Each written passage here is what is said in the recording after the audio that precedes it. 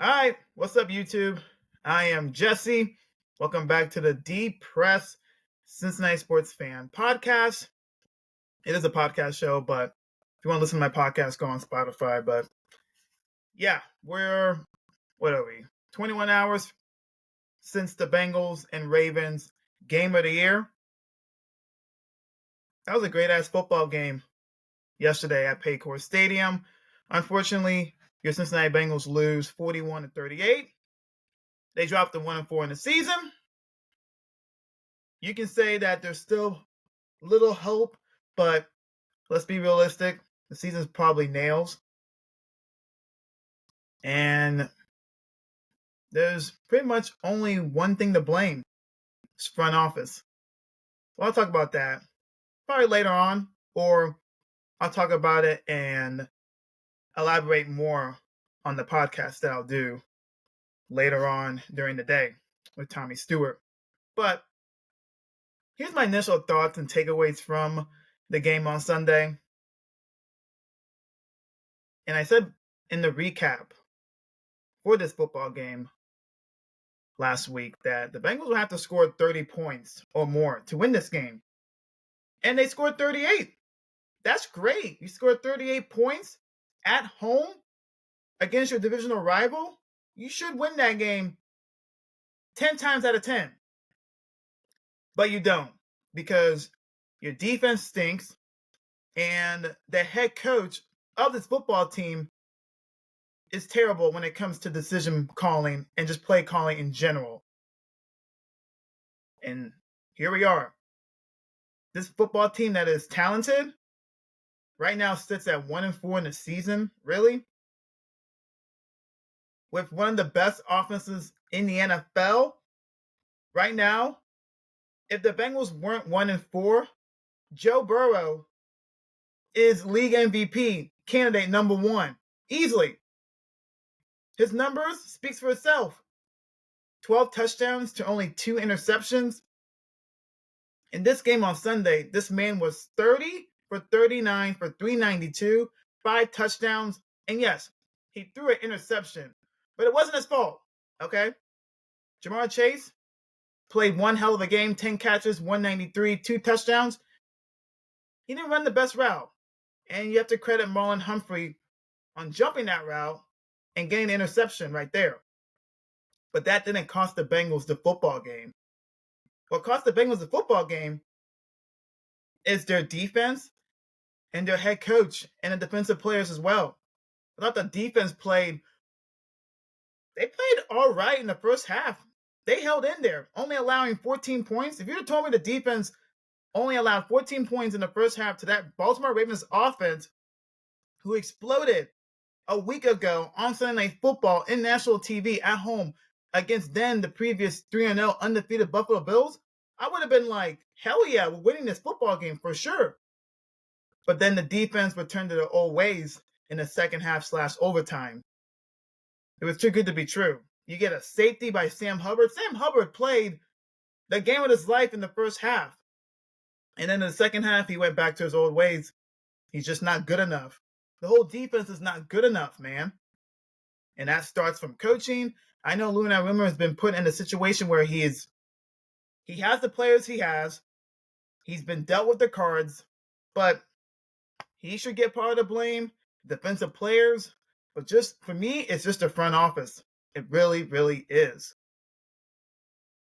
41 points allowed at home. 41 points. So the Bengals have allowed 38 to the Commanders and 41 points to the Baltimore Ravens at home. So the defense have allowed 79 points in their last 2 home games at Paycor Stadium. 79 points. Just not good enough, obviously. And the offense, they can't be just continue to put up 30-plus points every single game. It's not sustainable. It really isn't. But let's talk about what happened in the overtime session, where the Bengals got the fumble recovery after the bad snap at the Ravens center, and Lamar Jackson couldn't handle the snap, and Jermaine Pratt recovered it. You get good field positioning you're thinking to yourself, okay, Bengals are going to win this game. The Ravens literally gift wrapped the Bengals a gift right there. The victory was right there in your hands. But then Zach Taylor, the play caller of this team, decided to go with 3 running plays. Now, I'm okay with the first running play, which I'm not. I wish they would have just thrown the football. But however, he decided to do 2 more running plays. The first running play, Zach said that Joe Burrow checked out of it because it was going to be a pass. But if you look at the formation of that first play of the Bengals offensive possession in overtime, that looked like a straight up run. I might not be right on that, but it really looked like it. Zach Taylor has done this 2 times now where he has taken the ball out of the hands of Joe Burrow in overtime in a regular season football game. He did it in 2021 when the Bengals played the San Francisco 49ers. I was at that football game. Joe Burrow was cooking in the second half. Like he went into Tom Brady mode. And then overtime came along. Zach Taylor decided, no, I'm not going to put the ball in number 9's hands while he's hot. Let's just keep running the football. And you know what happened? The Bengals lose the football game. And on Sunday, Joe Burrow, 5 touchdown passes, 392, 30 for 39. This man was slinging it. This man went on God mode after the first quarter of this football game on Sunday. And then Zach Taylor decided, no, let's just run the ball because I just want to be complacent and just kicking a long field goal of 53 yards. And listen, the Bengals paid Money Mac for a reason. He has made clutch kicks so far in his Cincinnati Bengal career, but also he has missed some kicks where we have our heads scratching like, really, he missed that? Because usually when McPherson goes out there and kick a field goal, he's automatic, right? But in that situation, a football game, why don't you ride the hand of your franchise quarterback? So what's the point of paying him all that money last season? And in the most important game of the season, this is your season right here, right? And then you decided, no, I'm just going to run the ball, keep the ball in the hands of number 9. Jamar Chase is going off for 193. T. Higgins has 2 touchdown receptions. I don't understand why Zach Taylor did this for the second time in his coaching career. Listen, I'm done with Zach. I've been done with Zach Taylor. He's not going to get fired, okay? He's not. The Bengals aren't the type of team to do that, to fire their head coach 5 games into a season. It's not happening, okay? He's going to be there next year. Just have to live with it.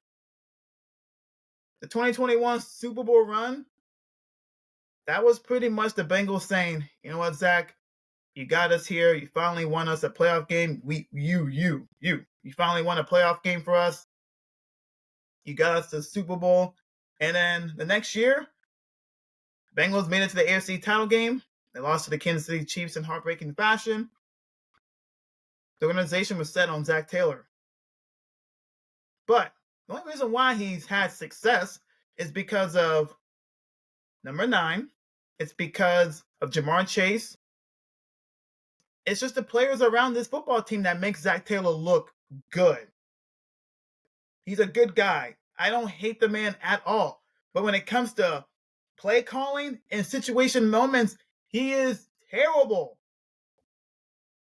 I don't understand why he played to lose yesterday. I'm not going to cuss because I already cussed on the Instant Reaction podcast. You can go check it out. But he played to lose yesterday. Simple. Listen, the real Bengals fans out here that have been fans for a long time, we've seen a lot of shit. We really have. But I've been a Bengals fan for about almost 20 years. 20 years? No, I'll say I started watching the Bengals back in 2002, 2-14, with Dick LeBeau's final season, right before they drafted Carson Palmer in the 2003 NFL Draft. I've experienced a lot of pain being a Cincinnati Bengals fan. But this is probably the most demoralizing regular season loss I ever witnessed. Seriously. Because this offense is rolling, the quarterback is rolling,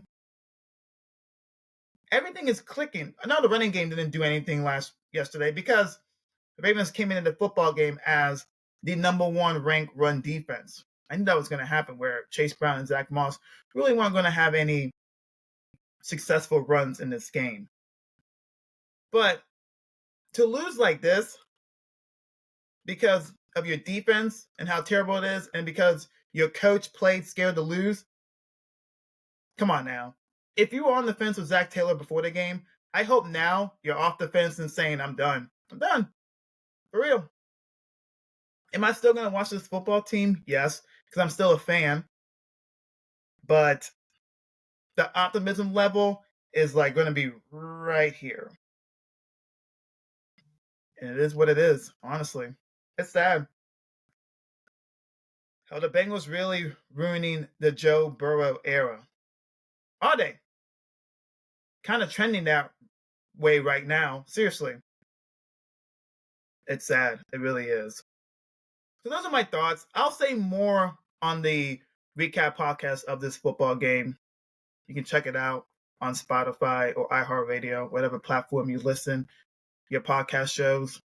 But yeah, it's tough being a Cincinnati sports fan in general. That's why it's depressed. We're depressed over here on the Monday. Beautiful Monday, by the way. Sun is shining, no cloud in the sky, blue skies, everything. We should be celebrating a victory that should have been ours yesterday, but instead we are in depressing mode. This team is 1-4 with the type of offense they have, but we just have a terrible defense and a terrible head coach that is a play caller, and just a terrible front office. They're the reason for this. When it comes to the draft picks between 2021 and 2023, sad, man. It really is. I'm out.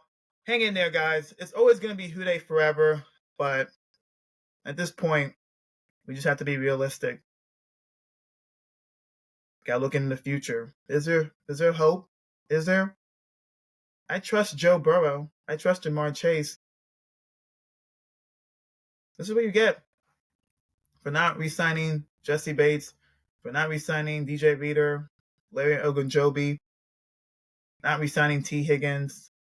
I know they're going to re-sign. I know they're going to give Jamar Chase his contract, but that whole contract shit that happened during training camp, like that was drama right there. And I guarantee that did affect the locker room because that's all you heard. But you can't blame Jamar Chase because he wanted his money. And the team went up to him after the end of last season saying, hey, contract extension. And he didn't even try to get that done before the season. Yeah. I'm out. Love you guys. Who Dey forever, as always. But it's tough right now. It really is.